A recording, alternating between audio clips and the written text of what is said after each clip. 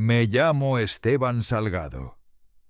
Tengo 61 años y vivo en una casa de una planta en una colonia tranquila de Guadalajara. De esas donde todavía se saludan los vecinos y el del gas ya sabe en qué esquina te paras. La casa la levanté poco a poco con mis manos y con las manos de mi esposa Marta cuando todavía estaba viva. No era una casa bonita de revista, pero era nuestra. Aquí crecieron mis 3 hijos, Héctor el mayor, Ramiro el de en medio y Claudia la más chica. Cuando la gente me ve en la calle, cree que soy un señor como cualquier otro de los que van por el pan temprano y se sientan afuera con un café. Pero esa Nochebuena entendí algo que me dejó vacío por dentro, que uno puede tener casa, puede tener años, puede tener recuerdos, y aún así quedarse solo en la mesa como si no existiera. 2 semanas antes de Navidad, abrí el WhatsApp y escribí en el grupo familiar que yo mismo había creado hace años. Le puse un nombre cursi, lo admito, Los Salgado siempre juntos. Me dio risa al escribirlo, porque en la foto del grupo todavía salíamos los 5. Marta en medio sonriendo con esa paciencia que tenía. Yo con mi cara de cansado. Los 3 chamacos apretados cuando todavía no había bodas, trabajos, compromisos. Esa tarde redacté el mensaje como quien le pone letras bonitas a una cartita. Mis hijos este 24 quiero que cenemos aquí. Yo me encargo de todo. Vénganse a las 8. Los extraño. Los quiero. Iba a poner un corazoncito, pero me dio pena como si un hombre de mi edad no pudiera ser cursi. Aún así lo mandé y me quedé mirando la pantalla como si ahí fuera a aparecer la vida de antes. Héctor contestó primero seco, «Bapa». Ramiro puso un pulgar arriba. Claudia ni lo vio. Se tardó 2 días en abrir el mensaje, y cuando lo abrió no dijo nada. Y yo, como buen necio, lo tomé como un sí. Siempre he sido así y me invento explicaciones para no sentir el golpe de frente. Están ocupados, me dije. Pero van a venir. La verdad es que desde que Marta murió hace 6 años, yo vivo con una idea pegada al pecho que si logro juntarlos una vez al mes, aunque sea entonces, no todo se rompió. Como si la familia fuera un plato que nomás hay que recalentar para que quede igual. Me puse a comprar desde temprano. Fui al mercado San Juan de Dios un martes en la mañana, cuando el frío todavía te hace meter las manos en los bolsillos. El mercado olía a canela, a carnitas, a fruta madura, a tortillas recién salidas. Yo caminé despacio cuidando mi espalda, porque desde hace tiempo se me amarga con cualquier cosa. Compré pierna de cerdo para hacerla adobada como le gustaba a Héctor cuando era chavo. Compré pavo también por si acaso, porque a Claudia le gusta decir que la Navidad sin pavo no es Navidad. Compré chiles poblanos, nueces, manzana, canela, jamaica, para el ponche piloncillo, y un montón de cosas que una persona sola no necesita, pero que un papá terco compra como si todavía fueran niños y fueran a llegar a la casa corriendo gritando «¡Ya llegamos!». En la fila de la carnicería, una señora me preguntó si iba a tener visita. Le dije que sí, que venían mis hijos, y lo dije con orgullo como si todavía fuera un logro. Gasté de más, claro, pero me dije la mentira buena. Es Navidad, es la familia. Ese mismo día de regreso pasé por la panadería de la esquina. Compré conchas y un pan de jengibre que vi ahí porque me acordé de cuando Claudia estaba chiquita y le gustaban las galletas decoradas. Llegué a la casa y empecé con lo de siempre: limpiar, barrer, acomodar. Saqué la mesa grande, la que casi no uso, porque nomás me estorba. La mesa tiene las marcas de los años, un rayón aquí, una quemadita allá, pero a mí me gusta así, porque esas marcas son la vida. Colgué luces en la ventana. Puse el nacimiento en un rincón con el niño Dios, que Marta cuidaba como si fuera de oro.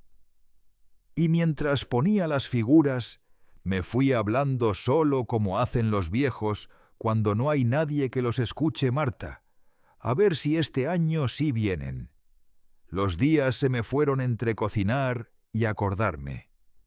Hacer adobo toma tiempo si lo haces como lo hacía mi mamá: primero tostar los chiles, molerlos, olerlos, que te pique la nariz, que se te salga una lágrima, no de emoción de picante. Hice el ponche en una olla grande, y el olor a canela me llenó la casa como si de verdad estuviera pasando algo bonito. Hasta me compré una camisa nueva de esas sencillas, porque me dio vergüenza pensar que mis hijos me vieran con la misma ropa de diario. El 24 por la tarde, la casa ya estaba lista. Me bañé, me rasuré con cuidado, me puse un poquito de loción barata, la de siempre. Me miré al espejo y me vi más viejo que el año pasado. Las canas ya no piden permiso. La cara se me ve cansada. Pero también me vi digno. Dije en voz baja: hoy no voy a rogar. Puse los platos 4. Un plato frente a la silla donde se sentaba Marta, aunque ya no se sienta nadie ahí. Lo hice por costumbre o por terquedad o por dolor, no sé. A las 7:30 ya estaba el pavo dorado, la pierna adobada, el arroz, la ensalada, el ponche humeando. Puse música bajita, canciones viejas. Me senté en la sala. Las 8 llegaron como llega un camión puntual sin sentimientos. Nadie tocó. A las 8:30 me paré, me asomé por la ventana como si fueran a aparecer en la esquina. Nada. A las 9 agarré el celular y escribí en el grupo: ¿qué onda? Ya vienen, ya está todo listo. Silencio. Llamé a Héctor. No contestó. Llamé a Ramiro. Buzón. Llamé a Claudia. La llamada se cortó como si ella hubiera colgado. Sentí una cosa rara en el estómago. No era tristeza, todavía era como cuando se te cae un vaso y todavía no escuchas el golpe, pero ya sabes que se rompió. Me fui a la cocina y me quedé parado viendo la mesa puesta. Las velas encendidas, el ponche, la comida. Y yo, ahí como un invitado que llegó temprano a una fiesta que nadie va a hacer. A las 10 por fin vibró el celular. No fue una llamada, fue un mensaje en el grupo. Y lo peor es que no era para mí. Era un audio de Claudia. Duraba 7 segundos. 7. Le di play sin pensar porque uno oye la voz de su hija y el cuerpo se te va solo como perro cuando oye el silbido. La voz de Claudia sonó bajita como escondida, como si estuviera riéndose con alguien. «Ya, neta, ¿sí vamos a ir con mi papá? Es un señor bien intenso. Nos va a hacer sentir culpables otra vez». El audio se cortó y enseguida apareció un texto de Ramiro también en el grupo, como si se hubiera equivocado de chat. Que cene solo al cabo siempre hace drama. Sentí que la sangre se me fue a los pies, no porque fuera la primera vez que me ignoraban, sino porque por primera vez lo vi claro, sin maquillaje, sin excusas. Y luego, como si la vida quisiera rematar, apareció el mensaje de Héctor, el que me dolió como cachetada. Viejo necio, nadie te aguanta. Me quedé mirando la pantalla quieto con el teléfono en la mano, y en ese segundo supe que esa Nochebuena no iba a terminar como yo la había imaginado. Me quedé un rato con el teléfono en la mano como si fuera una piedra caliente. No lloré en ese momento, ni pude enojarme bien. Nomás sentí una vergüenza vieja de esas que se te suben a la cara aunque estés solo. Apagué la música. Soplé las velas una por una para no ver tan bonito lo que ya estaba feo. Y luego, sin pensar mucho, serví un plato. Uno solo. Me senté en la cabecera donde antes se sentaba Marta cuando quería que todos se callaran y comieran. Probé el pavo. Estaba bueno. La pierna también. El ponche me calentó la garganta. Pero no me calentó el alma. Afuera se oían cohetes, risas, el feliz Navidad que va rebotando de casa en casa. En la mía puro silencio del que sí pesa. Me paré y fui a la sala. En la repisa tengo una foto de Marta de cuando todavía no se enfermaba. Le hablé como si estuviera ahí, porque a estas edades uno ya no se anda con pena, mira nomás en lo que acabó esto. Me salió un suspiro. Me senté en el sillón y me quedé viendo el árbol prendido como si las lucecitas fueran a acomodar el desastre. El celular volvió a vibrar. Entré al grupo. Lo que vi me dio otro golpe más frío. Claudia había borrado el audio. Ramiro había borrado su mensaje. Héctor también. Como si borrar fuera deshacer. Pero yo ya lo había escuchado, ya lo había leído, y eso no se borra. Me metí a la info del grupo, a esa parte donde salen los miembros y las opciones, y ahí noté algo que nunca había querido aceptar. Yo era el único que mandaba cosas. Felicitaciones, fotos viejas. ¿Cómo están? ¿Ya comieron? Cuídense. Ellos casi no escribían nada. Y cuando lo hacían, era para pedir algo o para responder con 2 letras. Me dio coraje, pero no del que grita, del que se queda adentro apretado. Me fui a la cocina y empecé a guardar la comida en tuppers por costumbre. El ruido de las tapas me calmó un poco, como si acomodar el pavo pudiera acomodar mi cabeza. En eso tocaron la puerta suave. Era doña Lupita, la vecina de enfrente, una señora que siempre trae chisme y pan dulce según el día. Don Esteban. «¿Todo bien?», me gritó desde afuera. Me quedé quieto. No quería que me viera la cara. No quería que nadie esa noche me dijera: «Ay, pobrecito». Contesté detrás de la puerta: «Todo bien, Lupita, gracias». Mentí. O tal vez no mentí del todo. No estaba muriéndome, pero algo sí se me estaba muriendo por dentro. Ella dejó una bolsita colgada en la reja. Le traje tamales por si no cenó. Y se fue. Eso sí me dolió, porque una vecina notó mi soledad más rápido que mis propios hijos. Me regresé a la sala con la bolsita en la mano y me senté otra vez. Me quedé pensando no nomás en esa noche, sino en cómo llegamos aquí. Cuando Marta y yo empezamos, vivíamos en un cuartito rentado cerca de la calzada. Yo chambeaba de mecánico y ella vendía gelatinas y comida. Nos costó años levantar la casa. A veces para ahorrar cenábamos frijoles con tortilla y ya. pero nunca les faltó escuela. Héctor fue el primero. De chiquito era serio como viejo chiquito, pero buen muchacho. Ramiro salió más inquieto de esos que no se están quietos ni para la foto.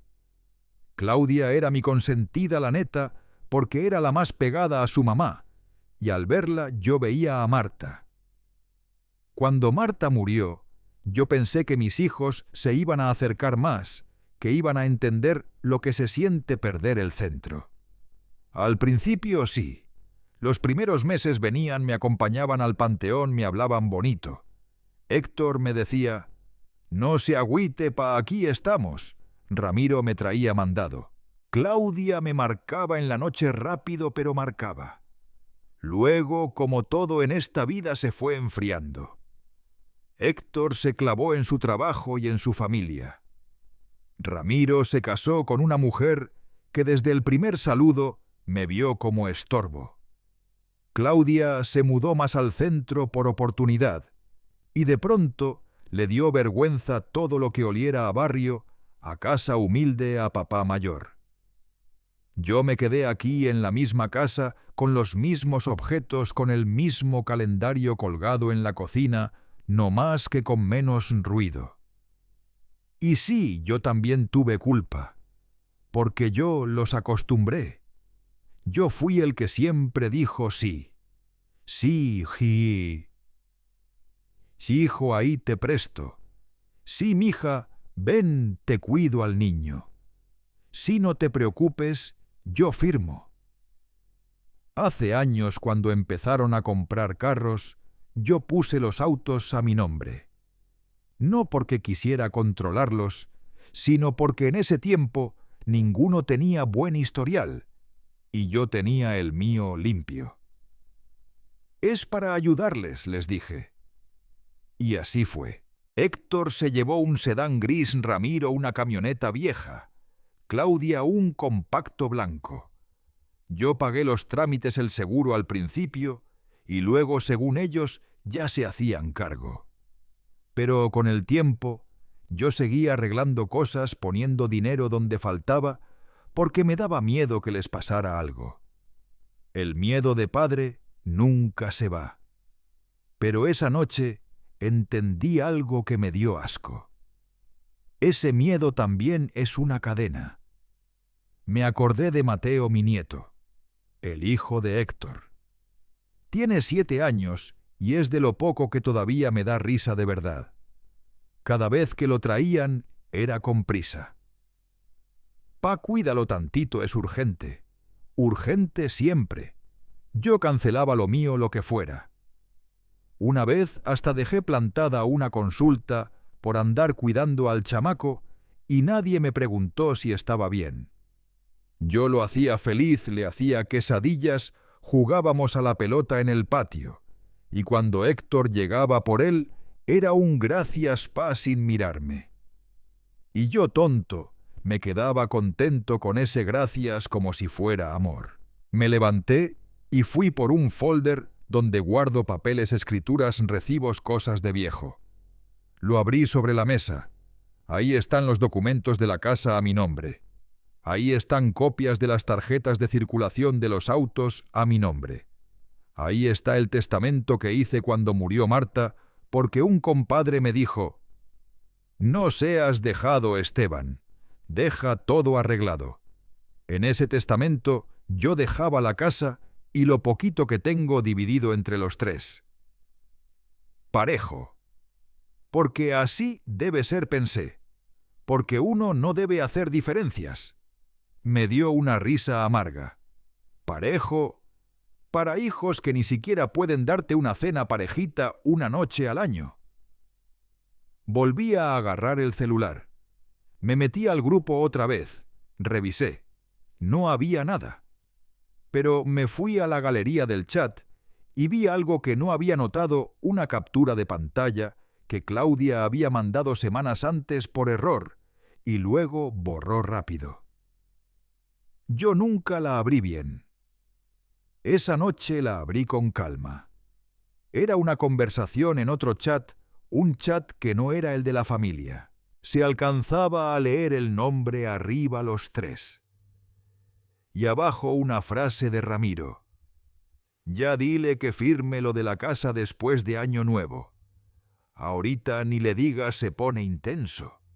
Se me secó la boca. Firmar lo de la casa. ¿Cuál casa? Mi casa, mi nombre, mi vida. Cerré la imagen y me quedé helado. Ahí estaba el verdadero motivo. No era solo que les estorbara mi soledad. Yo estorbaba para sus planes. Y entonces lo entendí clarito, no era que se les pasó venir a cenar. Era que ya me estaban tratando como un trámite pendiente. Me senté otra vez y me quedé mirando el testamento. No quería venganza, eso no. Pero tampoco quería seguir siendo menso. Marta siempre decía, el respeto se enseña. Yo nunca lo enseñé. Yo nomás aguanté. Y aguantando les enseñé que podían. Me quedé así un buen rato, hasta que el reloj marcó casi medianoche. Me levanté, fui por una libreta vieja y apunté 3 cosas con letra temblorosa. 1, guardar evidencia. 2, revisar papeles. 3, hablar con un abogado. Me dio miedo. No de ellos, sino de mí mismo. Miedo de arrepentirme al día siguiente y volver a lo mismo. Miedo de ser el Esteban de siempre, el que perdona antes de que le pidan perdón.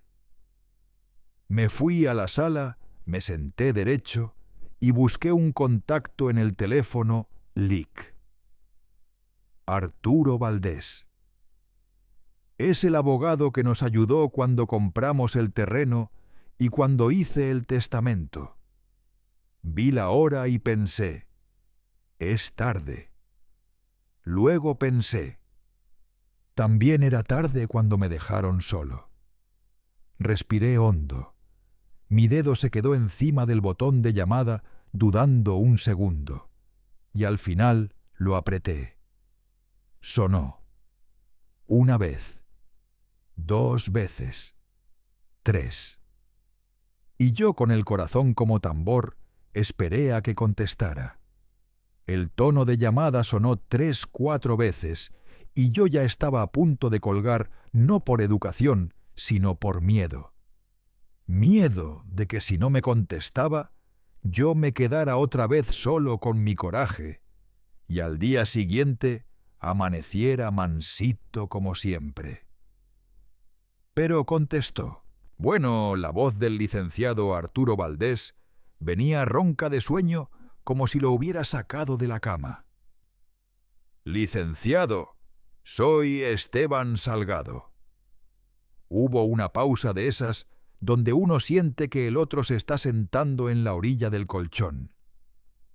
Don Esteban, ¿todo bien? Son casi las 12.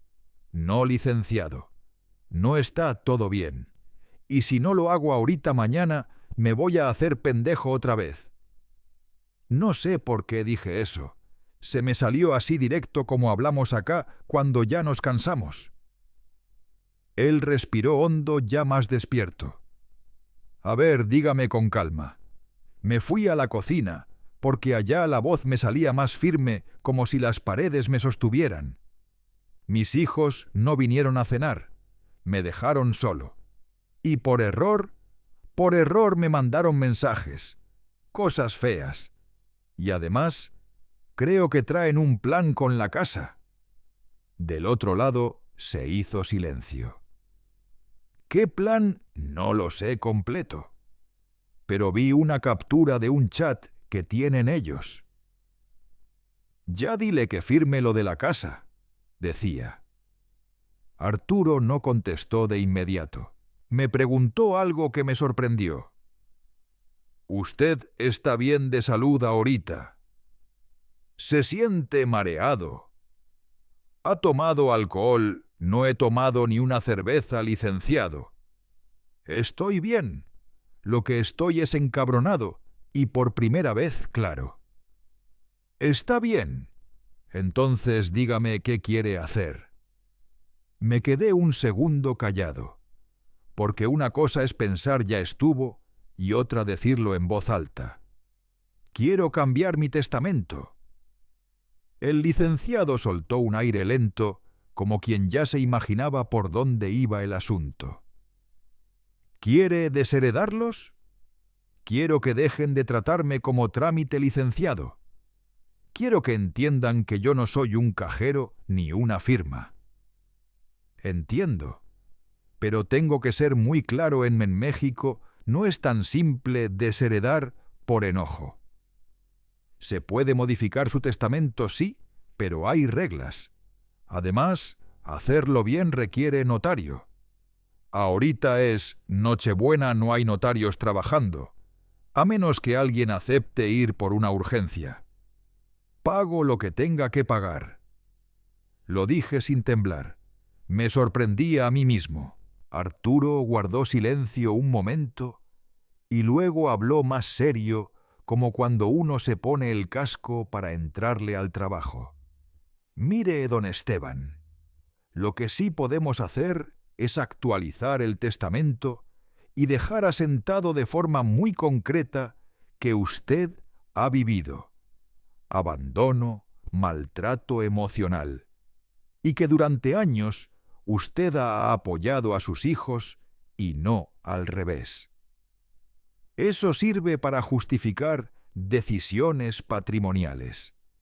No le prometo que queden con 0, pero sí podemos reducir su participación a lo mínimo que marque la ley y dirigir el resto a donde usted decida. Yo respiré más profundo. No me interesaba dejarlos en la calle. Me interesaba que por fin hubiera una línea. ¿A dónde se puede dirigir a una institución, una asociación, una casa-hogar, incluso a una persona? A quien usted quiera. Me acordé de algo que Marta decía cuando veíamos noticias de viejitos abandonados. Qué feo que acaben así, Esteban. Nadie debería. Licenciado, póngalo para una casa-hogar de adultos mayores, aquí en Jalisco, y a una asociación que apoye a gente grande. No quiero que mi dinero termine comprando lujos de gente que ni me habla. Está bien, eso se puede. Yo sentí que se me aflojaba el pecho como si por fin hubiera aire. Pero el licenciado siguió. Y hay otra cosa que usted mismo mencionó. La casa.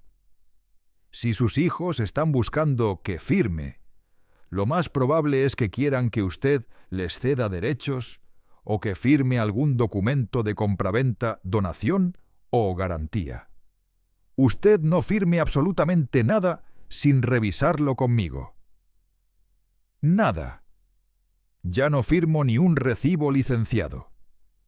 Me salió con coraje, pero también con pena, porque recordé cuántas veces firmé sin leer por confiar. Arturo bajó el tono. No se culpe. Usted confió porque era su familia. Pero sí, a partir de hoy, todo con calma y con papel. Hubo una pequeña pausa. Luego me soltó otra pregunta. ¿Los autos siguen a su nombre? Sí, los 3. Ellos los tienen, sí. El licenciado hizo un ruido de esos de abogado que ya está pensando en movimientos. Mire sin meternos en cosas chuecas, porque eso sí se lo digo, no se puede hacer un reporte falso de robo. Eso lo metería en problemas a usted. Pero como propietario registral, usted sí puede revocar el permiso de uso y exigir formalmente la devolución. Y si no entregan entonces, ya se entra a la vía legal. Yo apreté los labios. ¿Y eso cómo les pega? Les pega porque no van a poder hacerse los dueños sin serlo. Podemos enviarles un requerimiento legal y además revisar multas y adeudos. Si hay infracciones acumuladas, se puede pedir un bloqueo administrativo por adeudos para que no puedan hacer trámites ni verificaciones hasta regularizar. Pero eso se arma con documentación, no con impulsos. Me acordé del tono con el que me escribieron. De lo fácil que fue decir que cene solo. Licenciado, no quiero meterme a guerra sucia, pero sí quiero que por una vez sientan consecuencias, no amenazas, consecuencias reales. Entonces hágalo bien. Mañana temprano hacemos 2 cosas: 1, mover el testamento con notario; 2, preparar los requerimientos de devolución de los autos y revisar su situación. Y usted, por su parte, hoy guarde todo capturas, audios, mensajes. Eso es evidencia. Me fui directo al grupo aunque me temblaban los dedos. Y sí, ahí estaba el audio llano, los mensajes borrados. Pero yo tenía el golpe en la memoria. Y por suerte, todavía tenía una captura automática en notificaciones. Tomé capturas de todo lo que pude, los nombres, la hora, él. Los 3, la lista de miembros. Arturo me siguió hablando. Don Esteban, necesito que me diga algo con honestidad. Usted está tomando esta decisión con la cabeza fría. Me dio coraje que me lo preguntara, pero entendí que era su obligación. Licenciado, yo llevo años con la cabeza caliente y el corazón apagado. Hoy es al revés. Hoy estoy frío y por eso estoy decidiendo. Del otro lado se escuchó un suspiro. Está bien. Entonces le propongo esto: yo redacto esta noche un borrador de modificación testamentaria y un escrito de intención para que usted lo lea. Se lo mando por correo. Usted lo imprime y lo firma como constancia de voluntad. Eso no sustituye al notario, pero sirve para dejar claro que usted ya decidió. Y mañana con el notario lo hacemos oficial. Miré el reloj de la estufa. 12:18. ¿A qué hora mañana? A las 10 de la mañana en mi oficina. Yo consigo a un notario de guardia. Va a costar, pero se puede. Ahí voy a estar.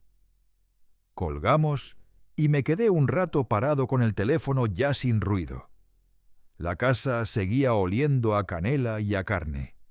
Afuera seguían tronando cohetes. Yo, en cambio, estaba raro, calmado. Me serví una taza de ponche, no para celebrar, sino para no temblar. Me senté frente al árbol y esperé. A la 1:15 de la madrugada me llegó el correo. Lo abrí con cuidado como si fuera un acta de defunción de mi vieja vida. El documento decía en palabras claras que yo revocaba disposiciones anteriores, que designaba una parte mínima para mis hijos conforme a derecho, y que el resto se destinaría a instituciones de apoyo a adultos mayores. Había un apartado donde se describía sin insultos, pero sin maquillaje, el abandono y el maltrato emocional. Leerlo me dolió, porque verlo escrito lo hacía real. Pero también me dio una sensación que yo ya no recordaba respeto hacia mí mismo. Imprimí el borrador. Lo firmé con mi nombre completo con letra firme, aunque me ardían los ojos. Lo metí en un sobre manila y lo guardé en el cajón donde Marta guardaba sus papeles importantes. Me fui a la cama casi a las 2 sin rezar como antes, pero sí hablando bajito. Marta ya estuvo. Cerré los ojos y antes de dormirme pensé una cosa con una claridad que me asustó en unas horas cuando amanezca. Y ellos se den cuenta de que yo ya no estoy disponible, como siempre mi teléfono va a arder. Me desperté el 25 de diciembre a las 6, como si el cuerpo no supiera que era día de descanso. La casa estaba en silencio, pero afuera ya se escuchaban cohetes lejanos y uno que otro carro pasando despacio, buscando dónde desayunar recalentado. Me hice un café negro cargado y me senté en la mesa de la cocina con el sobre Manila frente a mí. Ahí estaba mi firma todavía fresca en mi cabeza, como si la hubiera hecho hace 5 minutos. Tengo 61 años, y esa madrugada sentí algo raro, no felicidad, no orgullo. Más bien una especie de calma dura, como cuando por fin aceptas una verdad que te negaste durante años. No pasó ni media hora cuando el teléfono empezó a vibrar. Primero una llamada, luego otra, luego una tras otra, como si se hubieran puesto de acuerdo para arrancarme el día a jalones. Vi los nombres en la pantalla: Rubén, mi hijo de en medio, luego Carla, mi hija, luego Mauricio el mayor. No contesté, no por venganza. No quería abrir la puerta de siempre, esa puerta donde ellos entraban con prisa, con exigencia, con urge, y yo me acomodaba para que no se incomodaran. Dejé que sonara. Cuando paró, llegaron los mensajes. Rubén dejó un audio de esos que uno escucha y ya sabe el tono antes de darle play. ¿Qué chingados hiciste, jefe? Me llegó un aviso del licenciado. Dice que ya no podemos usar los carros así nada más. Tengo que salir. Tengo cosas que hacer. Contesta, por favor. Ni cómo amaneciste, ni feliz Navidad, ni estás bien. Puro problema de él como siempre. Carla escribió: Papá, no seas así. Es Navidad. Si es por lo de anoche, ya fue un coraje. Pero esto de los carros está exagerado. Tengo que moverme hoy. Y Mauricio, el más formal, mandó: Pa, necesito hablar contigo. Urgente, llámame. Me quedé viendo la pantalla con una paciencia que yo mismo no reconocía. Ayer habría sentido culpa por no contestar. Hoy lo que sentí fue otra cosa: confirmación. No me estaban buscando por mí. Me estaban buscando porque algo les estorbaba. Tomé un sorbo de café y, aunque no soy de hablar, solo me salió bajito: Ahí está. A las 8:30 volvió a sonar. Era Mauricio otra vez. Ahí sí contesté, porque quería escuchar con mis propios oídos qué tanto les importaba lo que yo sentía. Bueno, papá, por fin.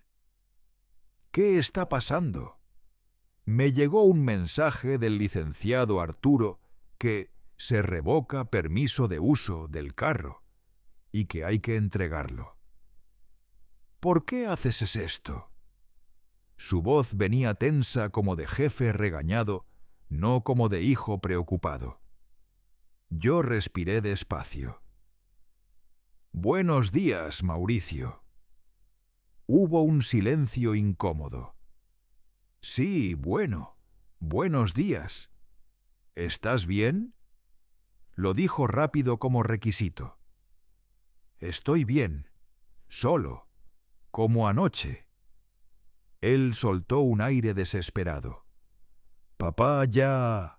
No empieces. No pudimos ir, se complicó, fue una cena, no es para tanto. Ahí sentí el coraje subir, pero lo amarré. No fue una cena. Fueron años. Y anoche además me escribieron como si yo fuera un estorbo. Y eso ya no lo voy a tragar. ¿Qué escribimos?, hizo el inocente y me dio risa amarga. No te hagas. Lo vi. Hubo otro silencio más pesado. Fue un coraje, papá. Rubén se pasa. Carla se enoja. Yo solo, yo nada más. Tú también estabas ahí, Mauricio. Y tú eres el mayor. el que siempre pone orden. Pues no pusiste. Se escuchó cómo tragó saliva. Ok, sí, la regamos. Pero esto de los carros, ¿qué tiene que ver? Ahí estuvo el minirribiel que me terminó de acomodar el corazón para él. La ofensa era el carro, no lo que me hicieron. Le contesté con calma sin levantar la voz.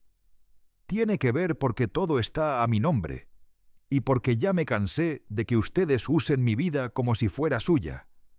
Pero yo pago el seguro. Pagar el seguro no te hace dueño, hijo. Y aunque fueras dueño, no te da derecho a tratarme como basura. Mauricio empezó a hablar más rápido, como cuando alguien siente que pierde el control. Papá, es que estás reaccionando emocional.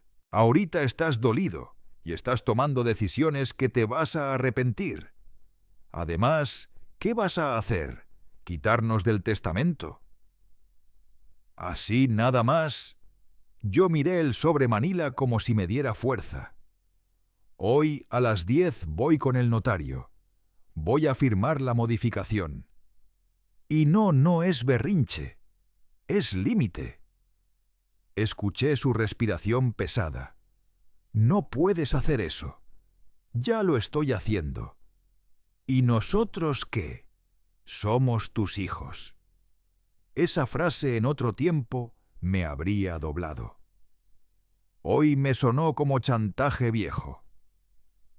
Sí son mis hijos, por eso duele. Pero también por eso es más grave. Él bajó el tono tratando de sonar conciliador. Papá, hablemos. Te prometo que vamos a cambiar. Vamos hoy mismo a verte. Vamos a ir a tu casa. No vengan por compromiso, Mauricio. Ya no me sirve eso. Entonces, ¿qué quieres? Quiero respeto. Y el respeto no llega cuando te conviene. Llega a tiempo o no llega. Se quedó callado y luego soltó con un filo que intentaba herirme. ¿Vas a preferir quedarte solo? Yo apreté la taza con la mano. Prefiero estar solo que estar con gente que me hace sentir invisible. Hubo silencio, y en ese silencio supe que por primera vez él no tenía respuesta. Tengo que irme, le dije. A las 10 tengo cita. Papá espera.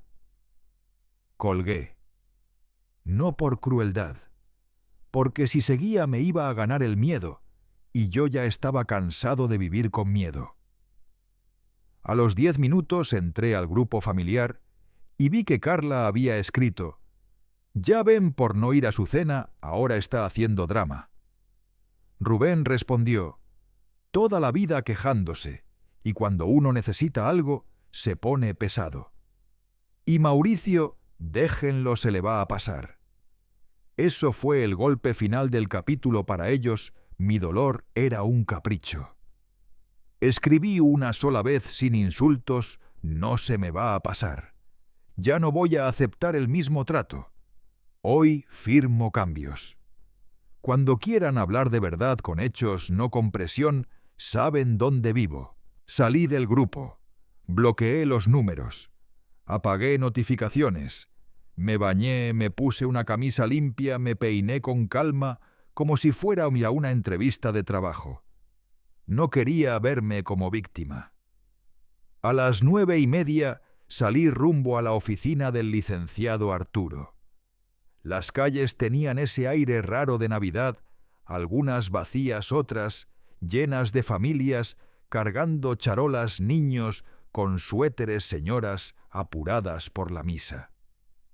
Yo iba solo con mi sobre bajo el brazo y el estómago apretado, pero caminando derecho. Llegué puntual. En la oficina estaban Arturo, un notario, y 2 testigos, gente seria con cara de «esto no es juego». El notario leyó en voz alta: «Escuchar abandono emocional, maltrato, falta de apoyo». Dicho así con palabras formales, me movió algo por dentro, porque yo siempre lo contaba como, ¡ay, están ocupados así, son los jóvenes, no pasa nada! Y no, sí pasaba. Cuando el notario terminó, me miró don Esteban. ¿Está usted consciente de lo que firma? Lo miré de frente. Sí, más consciente que nunca. Firmé. La pluma se deslizó firme como si mi mano supiera el camino.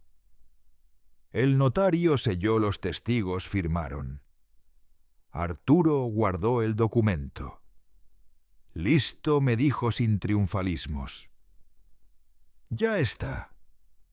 Yo asentí y sentí algo parecido a quitarme una costra vieja.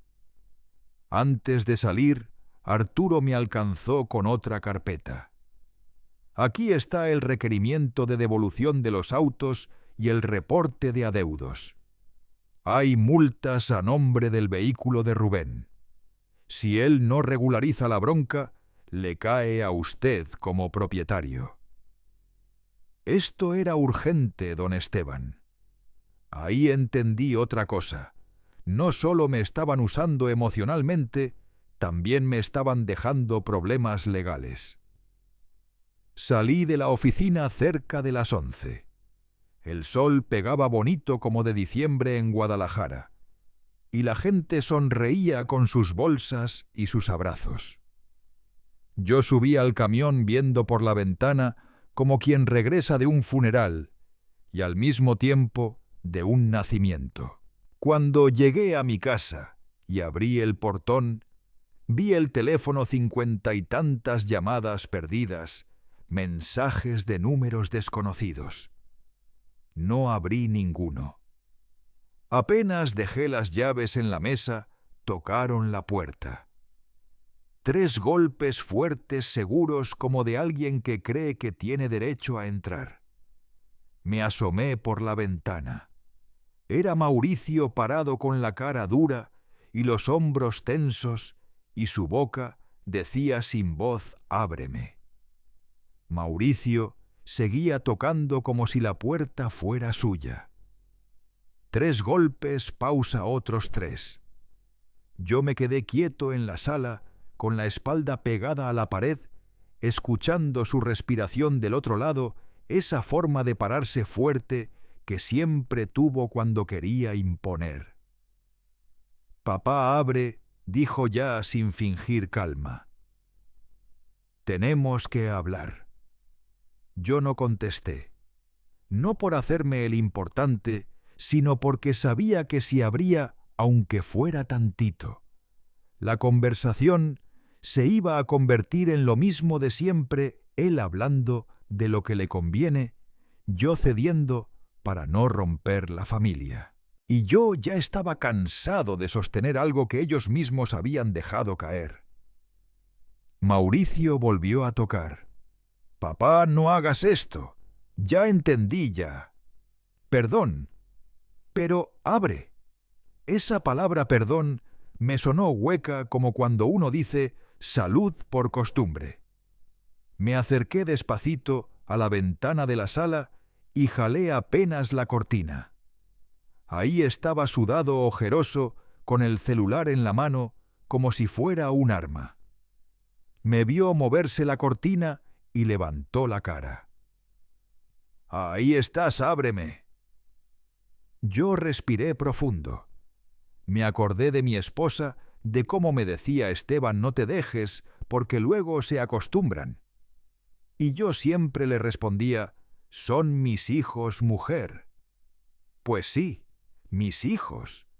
Y aún así me dejaron solo en Nochebuena y encima se burlaron. Esa era la verdad sin adornos. Abrí la ventana solo un poquito, lo suficiente para que me oyera, no, para que metiera la mano. «¿Qué quieres, Mauricio?». Su cara cambió como si por fin al escuchar mi voz se le acomodara el plan. «Papá, esto ya se salió de control. Lo del carro. El licenciado dice que tenemos que entregarlos, que ya hay un trámite.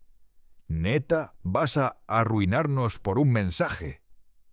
Ahí me cayó como balde de agua helada ni una sola pregunta por mí, por cómo pasé la noche, por si estaba triste, por si me dolía el pecho. Todo era el carro.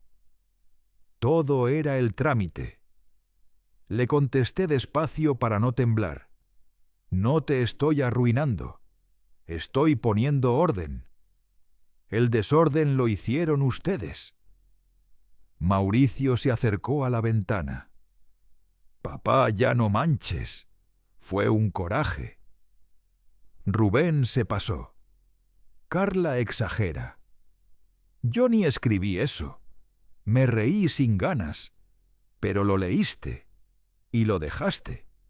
Y después pusiste, se le pasa el berrinche. Eso sí lo pusiste. Se le fue la sangre a la cara porque entendió que yo ya no estaba adivinando, que yo había visto todo. Papá, tú no entiendes. A veces uno se desahoga. ¿Desahogarse es humillar a tu papá? Se quedó callado un segundo, y luego cambió el tono como siempre, el tono de regaño, disfrazado de preocupación. Es que tú también, papá. Tú presionas. Tú te clavas. No puedes querer que estemos cada domingo contigo. Tenemos vida. Ese tenemos vida me dolió, porque implicaba que yo no la tenía. Yo apreté la orilla de la ventana con los dedos. Yo también tengo vida, Mauricio. O la tenía hasta que ustedes me la fueron chupando a pedacitos con favores, con urgencias, con al ratito. Y cuando yo pedía una hora, me daban migajas. Mauricio frunció la boca como buscando qué decir para ganar. «Entonces, ¿qué quieres? ¿Que te pidamos perdón de rodillas? No quiero show. Quiero respeto. Y el respeto no aparece cuando te quitan algo. Debió estar antes». En eso escuché un carro frenando afuera. Volteé y vi llegar a Carla. Se bajó apurada con el cabello recogido y la cara seria. Ni saludó. ¿Dónde está mi papá? Mauricio señaló la ventana. Carla se acercó y habló como si yo fuera un niño terco. Papá, por favor. Ya estuvo. Es Navidad. ¿Vas a hacer que nos quedemos sin carro justo hoy? Yo la miré y sentí una tristeza pesada, porque Carla era la que de chiquita se me colgaba del cuello y me decía, «Papá, no te vayas». Ahora me hablaba como si yo fuera un problema logístico. Y ayer le pregunté. Ayer también era Navidad. Ayer te esperé. Carla se incomodó.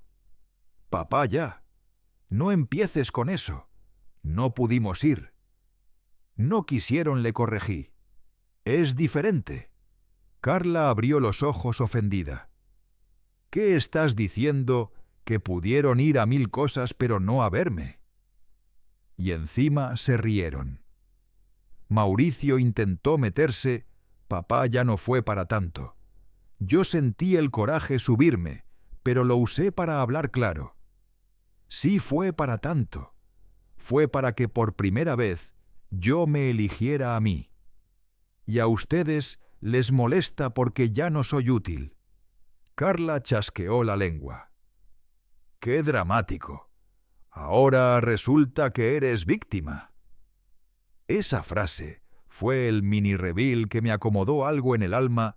Ellos de verdad me veían como exagerado, como estorbo emocional. No era que no entendieran, era que no querían entender. Yo respiré y le dije con la voz más firme que me salió, «No soy víctima. Soy el dueño de mi casa y de mis decisiones». Y se acabó. En ese momento llegó Rubén, el de en medio, con paso rápido y cara de pleito. Ni me vio primero, vio el portón, vio a sus hermanos y soltó: «¿Qué pinche show traen? Ya le hablaron, ya entendió, como si yo fuera un perro que había que calmar». Rubén se acercó a la ventana y levantó la voz: «Papá, no te pases. Me pararon el carro, cabrón. Tengo multas, tengo que moverme. ¿Qué ganaste con esto?». Yo lo miré y me salió una calma que hasta a mí me sorprendió. «Gané paz, Rubén». Rubén se rió con desprecio. «Paz, dice. Lo que ganas es quedarte solo». Mauricio añadió rápido, buscando que yo me doblara: «Papá piensa. Así no funciona la familia. Tú eres el papá. Tú tienes que dar el ejemplo». Ahí fue donde le solté la verdad que me ardía desde anoche. Yo di el ejemplo toda la vida. Trabajé, los cuidé, les di techo, les di estudios. El ejemplo ya lo di. Lo que ustedes no hicieron fue aprender. Carla abrió la boca para contestar, pero se le quebró un poquito la cara, como si por fin le cayera algo. «Papá, no es que no te queramos», yo asentí lento. «Entonces demuéstrenlo, pero no hoy, y no por el carro. Con tiempo, con constancia, con respeto». Rubén soltó un bufido. «Ay, no mames. ¿Ahora vas a poner condiciones?». Yo me enderecé y la voz me salió dura. «No son condiciones, son límites. Y te aviso algo. Rubén, ese carro está a mi nombre. Y esas multas también me caen a mí. Así que no me grites como si yo fuera el malo. El malo es el que maneja como loco y deja la cuenta». Rubén se puso rojo. «Siempre con el dinero, no, Rubén. Siempre con las consecuencias. Ustedes viven como si nada pasara». «Pues ya pasó». Mauricio dio un paso adelante, casi pegando la cara a la ventana. «Papá, abre. Hablemos adentro. Como familia». Yo lo vi fijamente. La familia no se acuerda de ti cuando le conviene. La familia se cuida. Carla tragó saliva. «¿Qué quieres que hagamos?». Yo pensé rápido porque no quería alargarme y terminar cediendo. «Quiero que se vayan». Los tres se quedaron quietos como si no entendieran. «¿Cómo dijo Carla?». «Así. Váyanse. Hoy no. No voy a abrir. No voy a escuchar promesas. Si quieren hablar conmigo, será cuando puedan decir perdón, sin pedir nada a cambio». Rubén soltó una risa amarga. «Entonces sí es venganza». Yo negué con la cabeza. «No es venganza. Es dignidad». Mauricio apretó la mandíbula. «¿De veras vas a dejarnos así?». Yo bajé la ventana un poquito más solo para que mi voz saliera clara, y dije la frase que me pesó años aprender: «Ustedes me dejaron así primero». Cerré la ventana con cuidado sin azotar, porque no quería que mi corazón se ensuciara con rabia. Me alejé. Escuché que afuera Carla decía mi nombre, que Mauricio golpeaba una vez más, que Rubén soltaba insultos. Luego escuché pasos, discusiones entre ellos, un ya vámonos y el portón rechinando. Me senté en el sillón con las manos sobre las rodillas, temblándome tantito, pero no de miedo, de alivio. Y cuando creí que ya se habían ido, escuché una última frase de Rubén fuerte para que yo la oyera: «Vas a necesitar que te cuidemos, viejo. A ver si no te arrepientes». Esa amenaza disfrazada de preocupación me confirmó algo que me dolió aceptar. No estaban peleando por mí. Estaban peleando por el control. Me quedé viendo el arbolito de Navidad en la esquina con las luces todavía prendidas, y supe que esa noche, aunque me pesara, iba a hacer otra cosa que nunca había hecho: empezar a sacar de mi casa todo lo que ellos dejaron aquí, todo lo que me amarraba al pasado. Porque si quería paz de verdad, tenía que empezar por mi propia sala. La casa se quedó en silencio cuando se fueron. No un silencio bonito, de esos que descansan, sino uno raro como cuando apagas la tele, y de repente escuchas hasta el tic-tac del reloj. Me quedé sentado un rato largo, mirando las lucecitas del arbolito parpadear como si nada hubiera pasado. Sentía el pecho apretado, pero al mismo tiempo, por primera vez en mucho tiempo, no sentía culpa. Me paré despacio, como me paro ahora a mis años, con cuidado de la espalda, y fui directo al cuarto de la bodega ese donde uno guarda lo que no quiere ver diario. Ahí tenían mis hijos sus cosas temporales que se volvieron permanentes cajas con ropa vieja, juguetes, papeles, recuerdos. Siempre me decían: ahí déjalo pa' luego paso. Ese luego se convirtió en años. Y yo de menso lo acepté, porque tener sus cosas ahí era como sentirlos cerca aunque no estuvieran. Abrí la primera caja y me pegó el olor a naftalina y a humedad.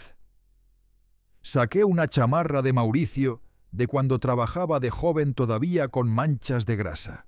La olí y me vino un recuerdo de golpe, él llegando sudado diciéndome: ya me contrató el patrón, y yo orgulloso como si me hubiera sacado la lotería. Me temblaron las manos no por frío, por coraje contenido. Porque ese mismo chamaco ahora me trataba como estorbo. Me senté en el suelo ahí mismo y empecé a separar lo que se va, lo que se guarda, lo que se dona. No para castigarlos, para limpiar mi vida. Mientras doblaba, me di cuenta de algo bien simple y bien duro. Yo estaba cargando una casa llena de pasado para sostener un presente que ya no existía. Esa fue mi primera mini revelación de la noche. No era la casa la que me pesaba, era la ilusión. A eso de las 10 tocaron la puerta. Me asomé por la ventana sin abrir. Era doña Carmela, la vecina de siempre, con su rebozo y una bolsa de plástico en la mano.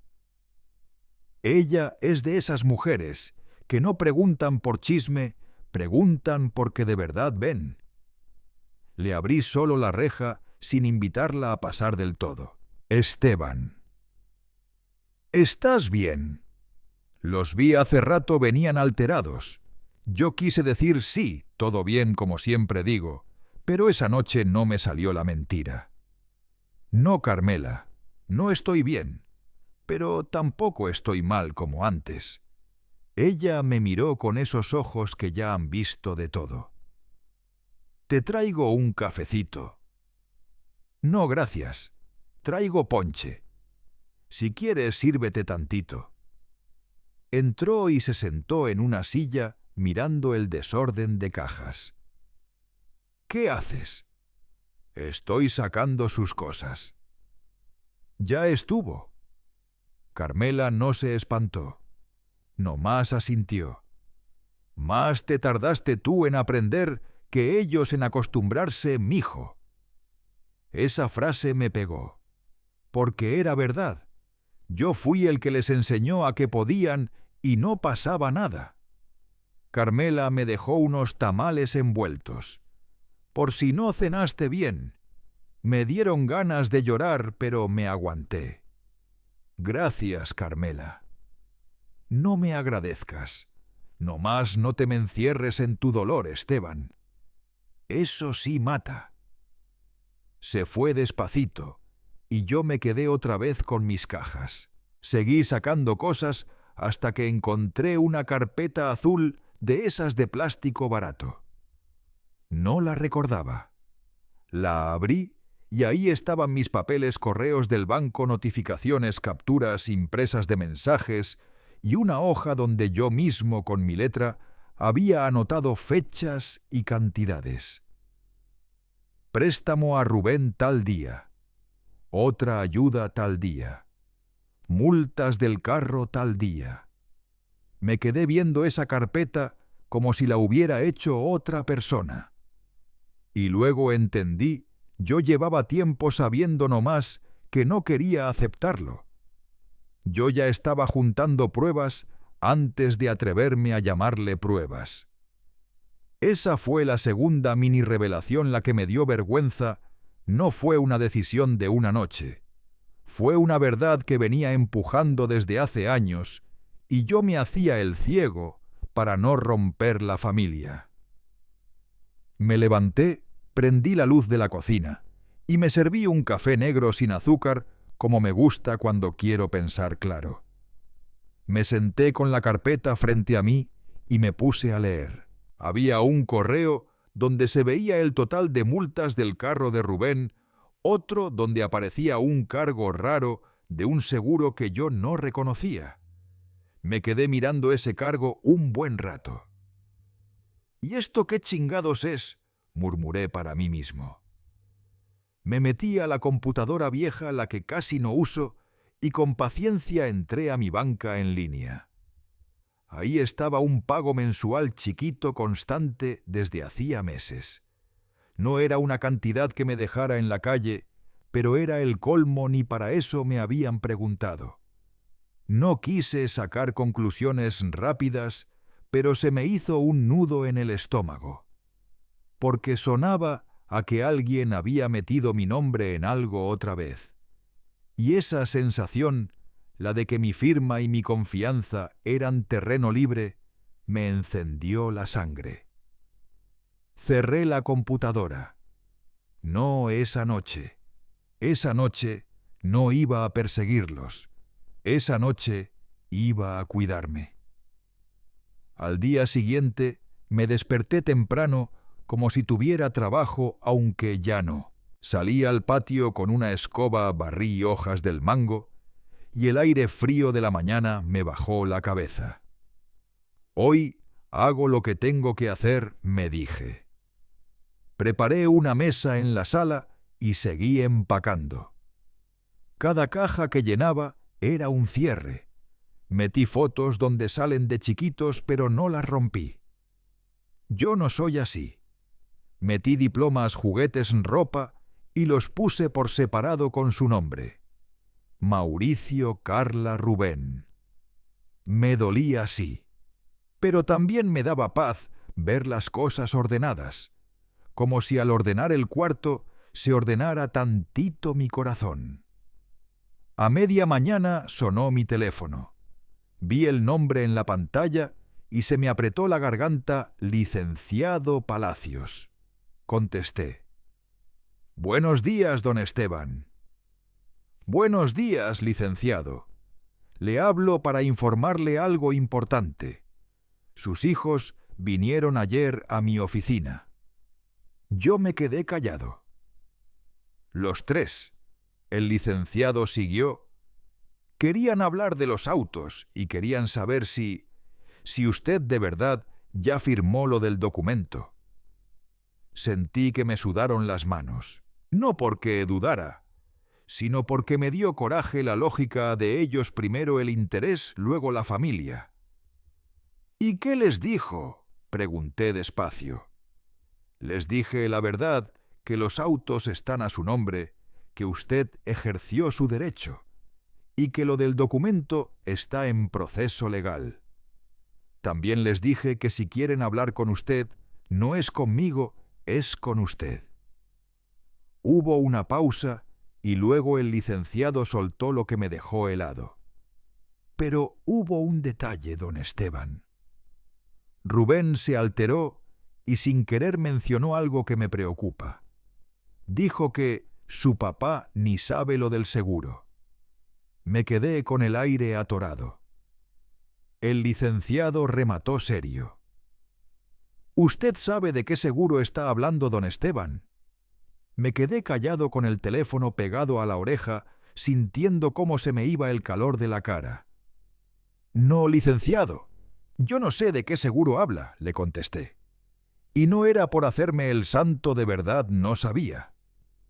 El licenciado Palacios suspiró, como cuando uno ya vio venir el problema. «Don Esteban, necesito que mantenga la calma. A veces estos seguros están ligados a créditos, tarjetas, cosas que uno firma sin leer. Usted firmó algo reciente para alguno de sus hijos». Me acordé de inmediato de esas hojas que Rubén me puso enfrente hace meses. «Nomás fírmame aquí, pa, es un trámite». Yo ni lentes traía ese día. Firmé confiando como siempre. Tragué saliva. «Sí, licenciado. He firmado cosas, pero no sé cuáles». «Está bien», dijo él ya en tono de trabajo. «Hoy mismo haga 2 cosas, vaya al banco a pedir estado de movimientos detallado de los últimos 12 meses y pida su reporte de buró de crédito. Si aparece un crédito a su nombre que usted no reconoce, hay que actuar rápido». Yo asentí aunque él no me viera. «¿Y qué hago con mis hijos?» «Por ahora nada. No los confronte hasta tener datos, porque si es algo serio, se van a poner defensivos o van a intentar arreglarlo con mentiras». Me molestó esa palabra mentiras, porque era como aceptar oficialmente que mis hijos podían mentirme. Pero ya lo sabía. «Licenciado, esto puede afectar mi casa». Hubo un silencio corto, y ese silencio me contestó antes de que él hablara. «Depende. Por eso necesitamos ver papeles». «Pero sí puede». Colgué y me quedé un rato mirando el vacío. Luego me obligué a moverme. Si me quedaba sentado, me iba a quebrar. Me bañé, me puse una camisa sencilla, agarré mi carpeta azul y mis lentes.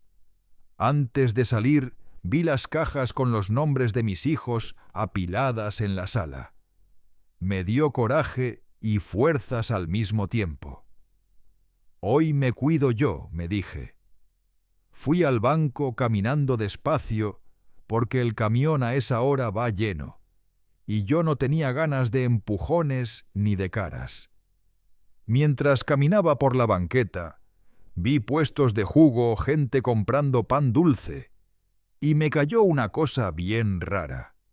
El mundo seguía normal, y mi mundo se estaba volteando al revés.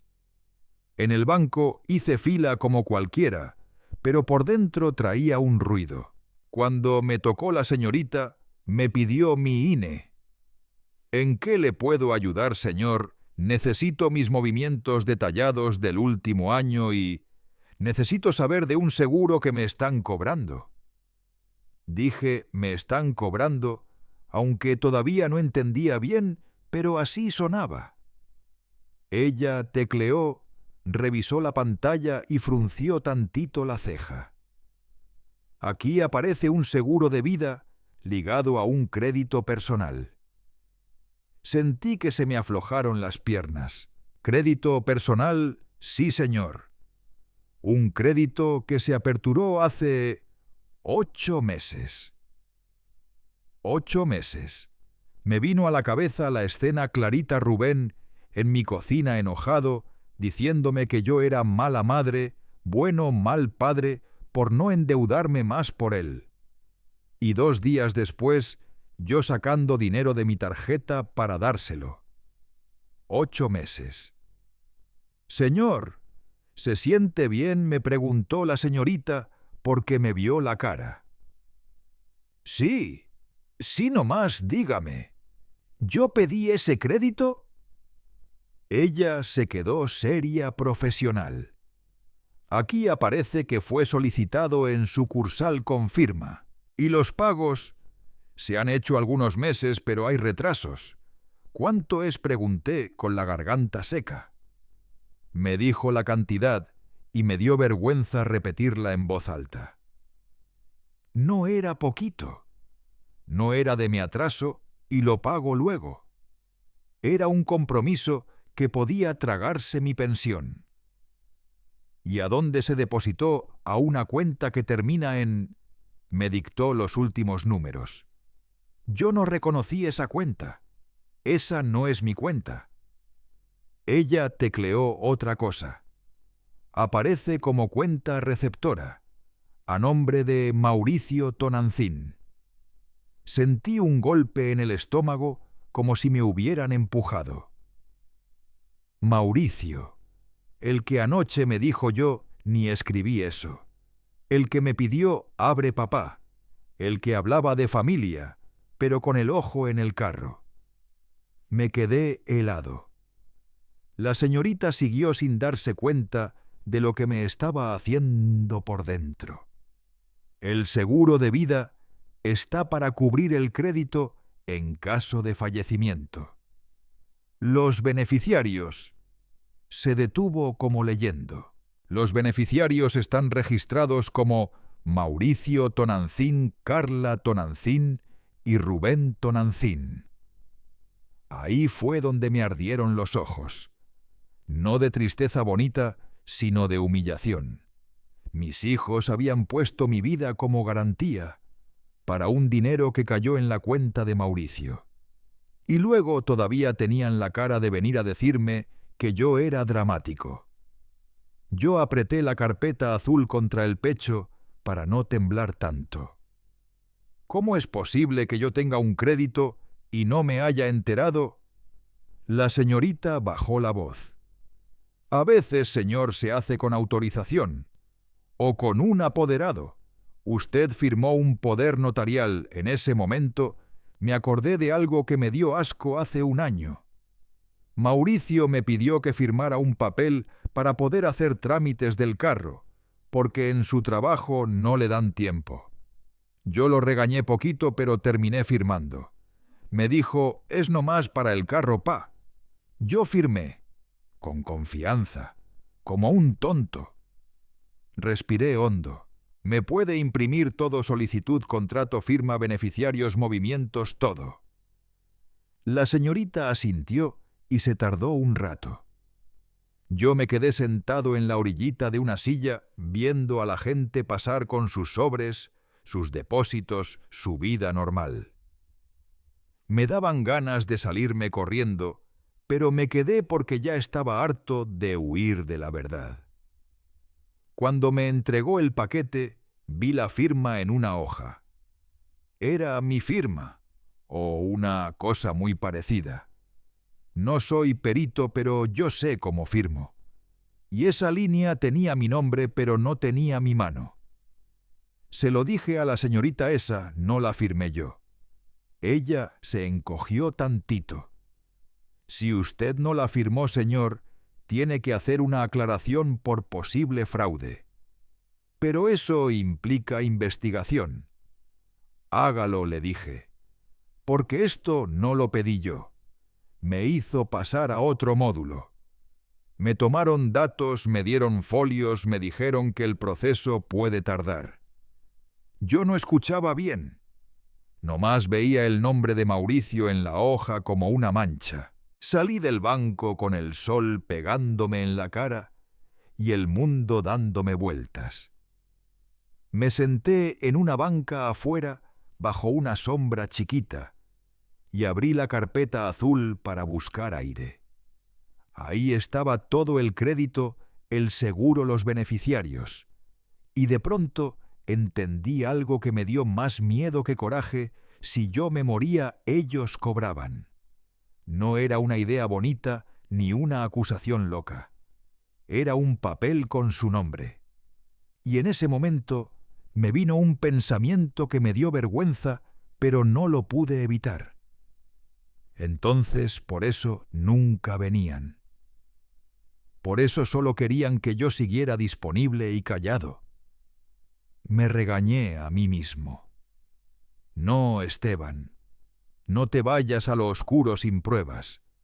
Pero el simple hecho de que ese pensamiento apareciera me dijo que mi confianza ya estaba rota en serio. Caminé a casa con el paquete apretado bajo el brazo como si me fuera a volar. En el camino pasé por una papelería y saqué copias de todo. No sé por qué, pero lo hice. Sentía que si no lo copiaba, se me iba a desaparecer la realidad como un sueño feo. Llegué a mi casa, cerré con llave, me serví un vaso de agua y marqué al licenciado Palacios. Licenciado, le dije apenas contestó, ya sé qué seguro es, y está ligado a un crédito a mi nombre. El dinero cayó en la cuenta de Mauricio, y los beneficiarios son los 3. Del otro lado no dijo nada unos segundos. Luego, con una calma que a mí me faltaba, me preguntó: ¿Tiene los documentos en la mano? Sí. Entonces guárdelos bien. Y escúcheme, esto ya no es solo un pleito familiar, don Esteban. Esto es serio. Y antes de que usted cuelgue, necesito preguntarle una cosa más. Dígame, ¿en esos documentos aparece alguna referencia a garantía o aval con su propiedad? Yo volteé las hojas rápido buscando palabras que no entiendo bien. Y ahí la vi chiquita pero clara en un párrafo: obligado solidario, garantía. Sentí que el corazón se me fue al piso. Sí, licenciado. Aparece. Y su voz ahora sí sonó dura. Entonces, don Esteban, su casa ya está en la mesa. Y si usted no se mueve hoy, mañana puede ser tarde. Cuando el licenciado me dijo que mi casa ya estaba en la mesa, sentí como si alguien me hubiera quitado el piso. No exagero. Esa casa no era solo ladrillo y techo. Era mis rodillas gastadas, mis manos partidas, las mañanas sin desayuno para que ellos comieran. Me quedé parado en la sala con el paquete de hojas abierto, y por un segundo me vi a mí mismo desde afuera, un señor grande con lentes en la punta de la nariz, sosteniendo papeles como si fueran un diagnóstico. Me dolía el orgullo, pero más me dolía la idea de perder lo único que de verdad era mío. Respiré hondo y le dije al licenciado: ¿qué hago hoy ahorita? Él no me dio discursos. Eso se lo agradezco. Primero, no firme nada más. Segundo, guarde esos documentos en un lugar seguro. Tercero, venga a mi oficina ya. Hoy mismo vamos a levantar un plan aclaración bancaria. Denuncia por posible falsificación, revocación de cualquier poder y un aviso en el registro para proteger la propiedad. Yo asentí como niño regañado. Voy para allá. Colgué y antes de moverme me quedé mirando las cajas con los nombres de mis hijos. Ahí estaba lo irónico, yo empacando recuerdos y ellos empacándome a mí en un crédito. Agarré mi chamarra, metí las copias en una carpeta y cuando iba a salir debajo de la puerta vi un sobre blanco. No tenía estampita navideña ni nada, solo letras negras y frías. Lo levanté y leí: requerimiento de pago. Último aviso. Se me subió la sangre. Abrí el sobre con las uñas sin paciencia. Era de una oficina de cobranza de esas que hablan duro para asustar. Decía que había un atraso, que si no regularizaba, iniciarían gestiones de cobro y posibles acciones legales. No decía embargo con todas sus letras, pero lo insinuaba con esa manera de escribir que te deja sin dormir. Y ahí venía lo peor. El domicilio señalado era mi casa, mi dirección completa, como si ya estuvieran parados afuera. Esa fue la mini revelación que me terminó de encender. Esto ya no era un pleito de WhatsApp. Esto ya era gente extraña metida en mi vida por culpa de mis propios hijos. Guardé el sobre en la carpeta con manos firmes, pero por dentro sentí una vergüenza vieja de esas que pican la vergüenza de haber confiado. Antes de salir, toqué la puerta de doña Carmela. Me abrió en bata con el pelo recogido. «¿Qué pasó, Esteban? Necesito que me acompañe tantito. No como chisme, como testigo». Ella no preguntó de más. Solo se cambió rápido y se vino conmigo. En el camino al despacho, el sol estaba fuerte, la calle olía a fritanga y a escape de camión, y yo iba callado. Carmela me miraba de reojo. «¿Es por lo del seguro? Es por un crédito, Carmela, a mi nombre, y mi casa está en medio». «Ah», dijo ella, y esa traía todo tristeza, coraje, y esa resignación mexicana de otra vez la familia siendo la herida. Llegamos a la oficina del licenciado Palacios. Nos recibió serio con esa cara de «aquí no se viene a llorar, aquí se viene a resolver». Me hizo pasar y puso los papeles sobre su escritorio. Los leyó rápido, marcando con un plumón amarillo partes que yo ni entendía. «Aquí está la cuenta receptora. Aquí la póliza del seguro. Aquí beneficiarios. Aquí, mire esto». Me mostró una hoja donde venía un apartado de autorización y una firma. Yo sentí que me ardía el cuello. «Esa no es mi mano», le dije. «Se parece, pero no». El licenciado asintió. «Eso lo determinará un peritaje si se va a juicio, pero para empezar lo importante es movernos. Hoy vamos a hacer 3 cosas». Sacó una libreta y me dictó como si yo fuera su ayudante. 1, hoy mismo metemos escrito de aclaración y desconocimiento del crédito ante el banco con folio. Usted ya inició algo, lo vamos a reforzar con documento. 2, mañana temprano, vamos al Ministerio Público a presentar denuncia por posible falsificación y uso indebido de identidad. 3, hoy. Ahorita hacemos una revocación de cualquier poder o autorización general que usted haya firmado a favor de cualquiera de sus hijos y pedimos medidas preventivas en el registro para que nadie pueda mover su propiedad sin que usted lo sepa. Yo lo escuchaba y por primera vez en días sentí algo parecido a alivio, un camino. Carmela, sentada a mi lado, apretaba su bolso con fuerza. «¿Y mis hijos?», pregunté. El licenciado me miró fijo. «Don Esteban, yo sé que duele, pero esto es clave si usted los confronta. Ahorita van a negar, van a manipular, o van a intentar que usted firme algo para arreglarlo. Y si usted firma otra cosa, se complica. Primero aseguramos su casa. Luego hablamos de familia». Esa frase me pegó duro porque era exactamente lo que yo nunca hice primero asegurarme yo. Siempre fue al revés. Firmamos ahí mismo la revocación. Yo temblaba poquito al escribir mi nombre no por debilidad, sino por la rabia que me daba tener que protegerme de mis propios hijos como si fueran desconocidos.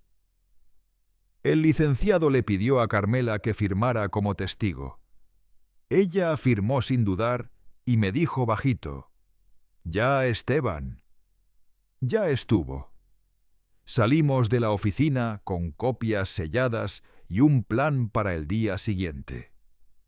En el camino de regreso sentí el peso real de lo que estaba haciendo.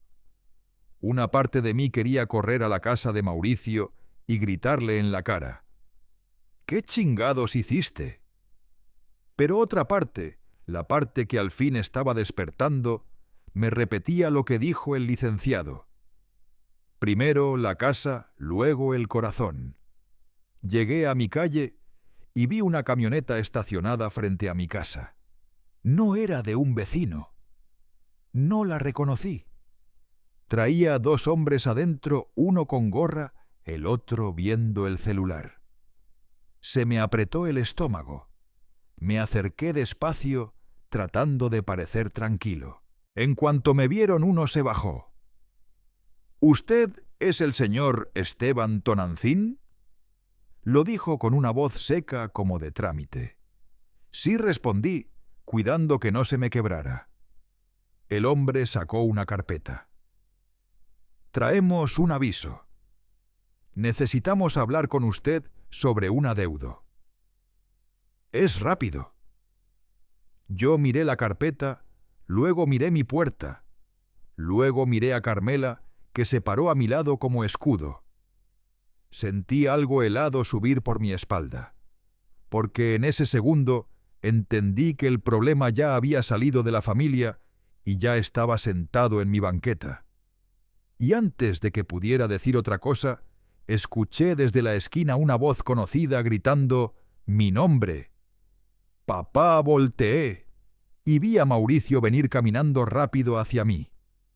Cuando el hombre de la camioneta me preguntó mi nombre y Mauricio venía corriendo desde la esquina gritando «Papá», sentí que mi casa se volvió un escenario y yo era el único que no sabía el guión. El cobrador traía una carpeta gris, olía a cigarro viejo y a prisa. Doña Carmela se me pegó al lado firme, como si con su puro cuerpo pudiera detener lo que venía. «Mire, señor», dijo el hombre, «es rápido. Necesitamos que firme de recibido y que nos diga cuándo va a pagar». Yo apreté la carpeta con mis documentos contra el pecho. Esa carpeta que hacía 1 hora me había sellado el licenciado Palacios, y le contesté con la voz más tranquila que pude: «No firmo nada. Si usted trae un aviso, déjelo y todo lo ve mi abogado». El hombre frunció la boca como si yo le hubiera dicho una grosería. «Su abogado no me interesa, don Esteban. A mí me interesa que usted responda. Aquí dice que usted debe». Y en ese momento llegó Mauricio agitado con la cara roja del sol y del miedo, pero tratando de verse grande. «¿Qué está pasando aquí?», preguntó, como si fuera el dueño de la calle. El cobrador lo miró de arriba abajo, lo midió y contestó: «Estamos con el señor Esteban. Es un asunto de él». Mauricio me volteó a ver con un teatro barato. «¿Papá? ¿Qué hiciste ahora? ¿Por qué te están buscando?». Esa frase me cayó como pedrada porque no fue. «¿Estás bien?», fue. «¿Qué hiciste?». Ahí supe que él venía con una idea ya armada. Doña Carmela soltó un «ay no» por lo bajito y me apretó el brazo. Yo respiré hondo y le dije al cobrador: «Mi abogado se llama Ernesto Palacios. Usted no tiene por qué estar aquí haciendo presión. Déjeme el papel y se retira». El hombre se acercó un paso queriendo intimidar. «Don Esteban, si no firma, se complica. Luego no diga que no se le avisó». Yo saqué el sobre blanco que encontré bajo la puerta y lo levanté a la altura de su cara. «Ya me avisaron. Y también ya hice lo que tenía que hacer. Si usted insiste, le marco a la patrulla. Esta es mi casa». El cobrador me sostuvo la mirada y ahí noté un detalle. No era valentía, era costumbre. Ese tipo vive de asustar gente. No le di el gusto. Lo vi bajar la vista a mi carpeta, vio los sellos, vio que yo ya traía pasos dados, se echó para atrás y dijo: «Está bien, dejo el aviso. Pero no diga que no se le advirtió». Puso la hoja en mi mano sin que yo firmara nada, se subió a la camioneta y antes de irse apuntó mi casa con el dedo como si fuera amenaza. La camioneta arrancó y se perdió. El silencio que quedó fue peor, porque ahora sí tocaba lo familiar, lo que duele de verdad. Mauricio soltó el aire como si fuera el héroe de la película. «Ya ves, papá, por no hacer las cosas bien». Yo lo miré fijo. «¿Qué sabes tú de esto, mijo?», me hizo una cara como de ofendido. «Pues nada, pero míralo. Te dije que no te metieras en cosas raras». Sentí el coraje subir, pero lo agarré del cuello y lo bajé a fuerza. «No son cosas raras, es un crédito a mi nombre». Y alguien firmó por mí. Mauricio pestañeó rápido. Muy rápido. Crédito repitió y la palabra le salió como si ya la hubiera dicho 1000 veces. Doña Carmela se adelantó un poquito. «Esteban, métete a tu casa. No estés hablando aquí». Yo asentí, abrí la puerta y entramos los tres, pero yo no lo invité. Él se metió con esa confianza de hijo que cree que la casa todavía es suya. En cuanto cruzó, miró alrededor, como buscando algo, como revisando el terreno. Eso me dio mala espina. Le dije: «Quédate ahí en la sala». «No pases». Mauricio se rió nervioso. «Ay, papá, no exageres». Me senté frente a él sin quitarle los ojos. Saqué las copias y se las puse en la mesa. «Mira esta firma». Mauricio no las tocó al principio, pero sus ojos sí corrieron por las hojas rápido como quien reconoce una escena. «¿Y eso qué? Que no es mi mano». «Pues ve al banco, no ya fui. Y hoy fui con el licenciado. Mañana voy al Ministerio Público». Ahí fue cuando se le cambió la cara de verdad. Ya no pudo sostener la máscara de indiferencia. «¿Al Ministerio Público? ¿Para qué tanto?», preguntó, y esa frase fue la primera grieta grande. Porque un hijo inocente no pregunta eso. Un hijo inocente pregunta: «¿Quién te hizo esto?». Yo le contesté despacio con las palabras medidas para denunciar falsificación y uso de mis datos, para que quien lo hizo responda. Mauricio tragó saliva. «Papá, estás bien alterado. A lo mejor sí firmaste y ya no te acuerdas». Doña Carmela soltó un resoplido. «No seas canijo, Mauricio». Él se volteó con coraje. «Señora, no se meta». Carmela no se achicó. «Me meto porque lo estoy viendo. A tu papá lo traen de un lado a otro, y tú vienes a hacerlo sentir culpable». Mauricio me volvió a ver. «Papá, mira, yo sé que tú estás sensible por todo lo de Navidad y por lo de que no hemos ido, pero...». Ahí en ese pero se le salió lo que traía atorado. «¿Qué tiene que ver Navidad con un crédito?», le corté. Y en lugar de contestar eso, soltó otra cosa. Una cosa que no debía saber. «¿Es por lo de los 230 y tantos mil?» Yo no había dicho cantidades. Ni una. Solo el licenciado y yo sabíamos el monto exacto. Sentí un frío seco en la nuca. Doña Carmela también lo oyó porque abrió los ojos como platos. Mauricio se quedó congelado un segundo y luego quiso arreglarla con una risa. «Digo, es lo que se escucha, papá. La gente habla. ¿Quién habla, Mauricio? ¿Quién te dijo el monto? Mi voz ya no era suave. Era la voz de un hombre que por fin encontró el hilo de la mentira. Mauricio se levantó de golpe. «Ya, papá, no me estés interrogando. Yo vine a ayudarte». «No, tú viniste a controlar el daño». Le dije eso y vi cómo le dolió porque era verdad. Se me acercó como queriendo imponerse, pero yo no me moví. «Papá, tú no entiendes. Las cosas se salieron de control». Y ahí por fin salió lo real sin querer. Se salieron de control para quien pregunté. Mauricio apretó los puños. «Para mí». Se quedó callado como si ya hubiera dicho demasiado, y luego con la voz más baja soltó: «Yo pensé pagarlo. Te lo juro. Era solo un puente. Solo 1 mes, 2 meses. Pero me atoré. Yo sentí que algo dentro de mí se rompía otra vez, pero distinto. Ya no era sorpresa. Era confirmación. «¿Usaste mi nombre, papá? ¿Usaste mi INE, mis papeles, mi firma?» Mauricio se pasó la mano por la cara desesperado. «No fue así. O sea, sí, pero yo soy tu hijo. No te iba a pasar nada.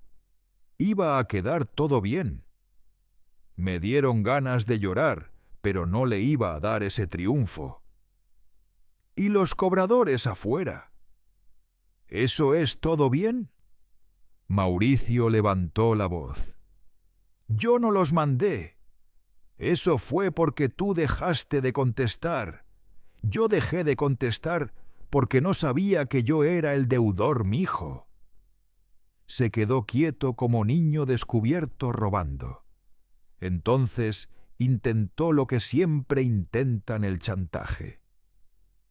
«Si haces denuncia me vas a destruir. ¿Eso quieres? ¿Que me vaya a la cárcel? ¿Que mi familia me odie? ¿Que mi hijo se quede sin su papá?» Esa palabra «mi hijo» me pegó, porque ahí estaba el gancho emocional. Y aún así me mantuve. Tu hijo merece un papá que no roba identidad. Tu hijo merece un hombre que dé la cara. Mauricio me miró con odio y miedo mezclados. Siempre tan perfecto, ¿verdad? Siempre la víctima. Me levanté despacio. No soy víctima. Soy tu padre. Y mi casa no es moneda para tus problemas. Saqué el teléfono y marqué al licenciado Palacios en altavoz. Contestó rápido como si ya supiera. «Don Esteban. Licenciado Mauricio está aquí. Está admitiendo que se atoró con un crédito. Que se salió de control». Mauricio abrió la boca para interrumpir, pero yo levanté la mano y lo frené. El licenciado respiró. «Don Esteban, no discuta más. No firme nada. Si él está ahí, dígale algo claro. Mañana temprano usted presenta la denuncia. Si Mauricio quiere ayudar, que vaya con usted y declare. Si no quiere, entonces ya sabe lo que eso significa». Mauricio se puso pálido. «No voy a ir a denunciarme yo solo». «Nadie te está pidiendo que te hundas», le dije. «Te estoy pidiendo que dejes de hundirme a mí». El licenciado, agregó Mauricio, «si realmente fue un error, lo mejor es afrontarlo. Si no, esto va a crecer». Y ya creció, porque ya llegaron a la casa. Mauricio me aventó una mirada que no le conocía, una mirada dura, fría. «Está bien, papá. Haz lo que quieras». Caminó hacia la puerta. «Pero acuérdate de una cosa. Cuando necesites algo, cuando estés enfermo de verdad, no vengas a buscarme». Ese fue su último golpe, el que sabía que dolía. Yo lo dejé ir sin contestar, porque entendí algo triste él estaba acostumbrado a que yo le tuviera miedo a quedarme solo. Y esa costumbre era su poder. Se fue dando un portazo que hizo temblar los marcos. Doña Carmela se persignó. Yo me quedé parado mirando la puerta como si todavía lo viera. El licenciado dio por el altavoz: «Don Esteban, escúcheme. Esta noche cierre bien, no abra a nadie y tenga listos sus papeles. Mañana a primera hora nos vemos». Colgué y me senté. Sentía la garganta seca como llena de tierra. Y justo cuando pensé que lo peor ya había pasado, mi teléfono vibró con una notificación del banco. Un mensaje corto de esos que no traen corazón. Cita programada con notario. Trámite relacionado con garantía. Día siguiente. 11 de la mañana. Me quedé viendo la pantalla. No decía quién la programó. No decía para qué exacto. Pero yo ya sabía una cosa. Alguien estaba intentando mover mi casa más rápido de lo que nosotros podíamos frenarlo. Esa notificación del banco me dejó con el estómago hecho nudo. No era miedo, era esa sensación de que alguien ya había metido mano donde no debe, como cuando abres tu cajón y falta una cosa y todavía no sabes cuál. Me quedé un rato mirando la pantalla con la casa en silencio, oyendo a lo lejos cohetes atrasados de Navidad y una radio de vecino con villancicos viejos. No dormí. A las 5:30 ya estaba de pie. Me lavé la cara con agua fría. Me hice un café de olla fuerte, de esos que te despiertan hasta los recuerdos, y me senté a ordenar papeles como si mi vida dependiera de una grapa. A las 6 llegó don Chuy, el vecino de la esquina, el que fue chofer toda su vida, y sabe de trámites porque lo estafaron una vez con una camioneta. Doña Carmela lo había llamado. «Mire, don Esteban me dijo si hay cita con notario por garantía, su casa ya la quisieron amarrar». «No se vaya solo. Váyase temprano con su licenciado». Le agradecí. A las 7 en punto le marqué a Ernesto Palacios. Contestó despierto, seco, como hombre que ya olió el pleito. «Don Esteban, salga ya. Primero Ministerio Público para levantar la denuncia. Luego nos vamos directo con el notario. Y no se me altere si ve a su hijo por ahí. Usted ya no discute, usted actúa». Me puse una chamarra, guardé todo en una mochila y cerré la puerta con doble llave. Doña Carmela se quedó con mi copia de la llave por si algo, y yo me fui caminando a la avenida para agarrar taxi, porque la neta ni ganas tenía de manejar con la cabeza así. En el camino vi puestos que empezaban a abrir, el señor de los tamales, el de los jugos, y me dio coraje pensar que el mundo seguía igual mientras a mí me querían tumbar la casa. En el Ministerio Público nos tardamos como siempre. Bancas duras, gente con cara de cansancio, un ventilador que solo movía el aire caliente. Ernesto habló por mí lo necesario, porque yo, si me soltaba, me iba a quebrar o me iba a enojar. Suplantación de identidad. Firma falsificada. Intento de poner en garantía un bien inmueble, dijo él, y yo solo asentía, tragándome el orgullo. Cuando me tocó hablar la oficial, me miró con esos ojos que ya lo han oído todo. «¿Usted reconoce esta firma? Me pusieron una copia impresa. No, señorita. Esa no es mi mano. Y no autoricé nada. ¿Sospecha de alguien?» Sentí la lengua pesada, pero dije la verdad de mi hijo. Y ahí decirlo me dolió más que el insulto de Navidad. porque una cosa es que te ignoren y otra es que te roben desde adentro. Salimos de ahí con un papel sellado que no es magia, pero es escudo. Ya había un antecedente, ya no era solo mi palabra. A las 10:30 ya estábamos frente a la notaría, un edificio discreto con una placa dorada que decía notario público, como si ahí se guardaran secretos caros. Había una camioneta estacionada que reconocí de inmediato. El corazón me brincó. Ernesto me tocó el hombro. «Respire. Usted no reaccione. Entramos». En recepción una muchacha nos pidió nombres. Ernesto dijo el suyo y el mío. La chica se puso seria. «Sí están en agenda para las 11». «¿Quién solicitó la cita?», preguntó Ernesto. «Un señor Mauricio, y ahí me ardieron las orejas con un poder». Ernesto levantó la mano. «Antes de cualquier cosa, queremos ver ese poder». Nos pasaron a una sala, y como si el destino quisiera darme la última bofetada del año, Mauricio entró por la otra puerta al mismo tiempo que nosotros. Venía con una mujer que yo no veía desde hacía meses, su esposa Adriana, con los labios apretados y una mirada de «aquí se arregla o se rompe».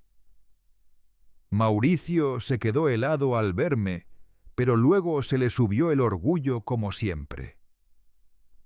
«¿Qué haces aquí, papá Ernesto?», contestó por mí. «Venimos a impedir un acto ilegal». Mauricio quiso hacerse el ofendido. «No es ilegal, es para arreglar el problema». Yo lo miré como se mira a alguien que ya no reconoces. «Arreglarlo con mi casa». «¿Verdad, Adriana?», habló por primera vez bajito pero filoso. «Don Esteban, ya no es momento de dramas. Mauricio se metió en un lío, sí. Pero si firmamos esto, se detiene la cobranza y todos respiramos. Todos. Siempre el todos cuando quieren que tú pagues». Ernesto pidió el documento. Cuando nos lo pusieron enfrente sentí asco. Era un poder supuestamente firmado por mí, autorizando a Mauricio a gestionar trámites y más abajo una intención de usar mi casa como garantía para regularizar una deuda. Mi casa, la casa donde enterré a mi esposa con el pensamiento de que aquí nadie nos iba a mover. Ernesto señaló con calma: «La firma no coincide. La identificación usada es copia simple. Y aquí hay un intento claro de disposición de bien sin presencia del titular».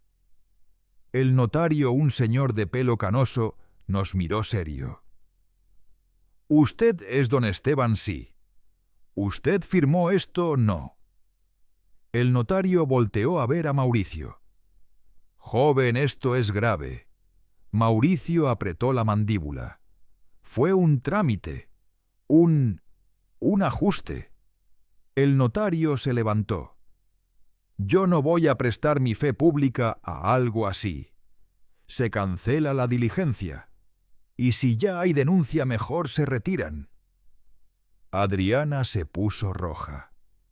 «Pero, licenciado, esto nos va a hundir». El notario no se movió. «No es mi problema. El problema es que quisieron hacer algo sin el dueño». Mauricio dio un paso hacia mí desesperado y por primera vez no vi soberbia, vi pánico. «Papá, te juro que no era para quitarte la casa. Era para ganar tiempo». Ahí, sin querer, soltó la verdad que faltaba, me iban a embargar lo mío y Adriana me dijo que tu casa es lo único limpio. Adriana lo fulminó con la mirada. «Cállate». Pero ya era tarde. «Lo único limpio», repetí yo, sintiendo la sangre en la cara. «O sea que mi vida, mi trabajo, mi vejez, Era tu garantía limpia. Mauricio bajó la cabeza y esa fue su mini confesión final. Ernesto cerró la carpeta. Don Esteban, nos vamos. Salimos de la notaría con un documento de cancelación y, más importante, con la certeza de que esa jugada se les cayó. Afuera en la banqueta, Mauricio me alcanzó. No gritó, no amenazó. Solo dijo: «No me dejes solo». Y por un segundo me atravesó el viejo instinto, el de rescatar, el de tapar, el de decir «pobrecito». Pero me acordé de la camioneta del cobrador de la firma falsa, del «todos respiramos». Lo miré a los ojos. «Mijo, yo no te voy a destruir. Tú ya te estabas destruyendo». Lo único que hice fue dejar de poner mi cuerpo como colchón. Adriana empezó a llorar de enojo o de miedo, quién sabe. ¿Y ahora qué?, preguntó. Ernesto contestó sin dureza, pero sin concesiones. Ahora se enfrenta lo que hay. Mauricio tendrá que responder por lo que firmó y por lo que falsificó. Y si quiere arreglarlo, que trabaje, que pague, que declare.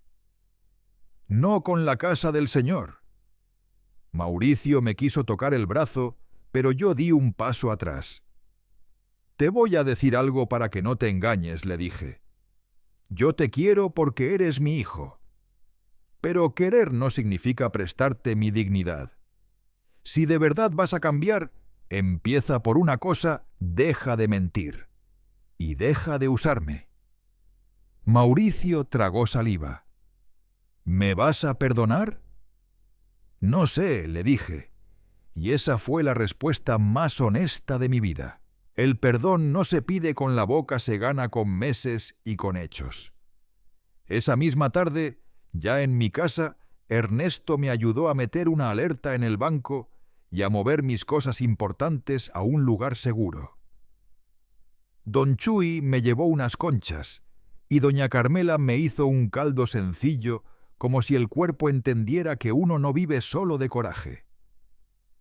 Me senté en el patio, vi el árbol de limón, escuché a los pájaros y me di cuenta de algo raro. Estaba cansado, sí, pero también estaba ligero. Como si por fin hubiera soltado una piedra que cargué años sin saber.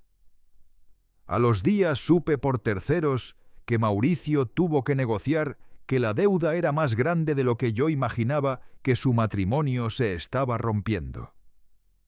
No me dio gusto. Me dio tristeza, pero una tristeza limpia, sin culpa. Porque esa caída no la provoqué yo, solo dejé de frenarla con mi espalda. Un domingo, 2 semanas después, alguien tocó mi puerta suave. Era mi nieto de la mano de Adriana. El niño me vio y sonrió como si no existiera el desastre. «Abuelo». Me agaché y lo abracé. Y entendí lo que me costó décadas aprender. La familia no se sostiene con aguantar humillaciones, se sostiene con respeto. Ese día no hice promesas grandes. Solo le dije al niño: «Aquí estás seguro». Y en la noche, cuando apagué las luces, no sentí esa soledad fea de antes. Sentí silencio, sí, pero del bueno. El silencio de un hombre que por primera vez se eligió a sí mismo sin pedir permiso.